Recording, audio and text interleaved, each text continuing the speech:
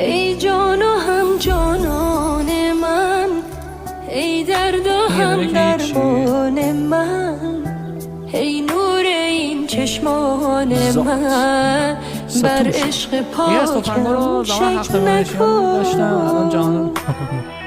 یکی از این توفنگ‌ها رو زمان حق من نشون می‌داشتن و جهان از خویشتن اصلا خوب نگو پیش میاد دارش همین الان خیلی سرم بستم به وای فای آدم بد میشه واسه بر عشق پاکم شک نکن.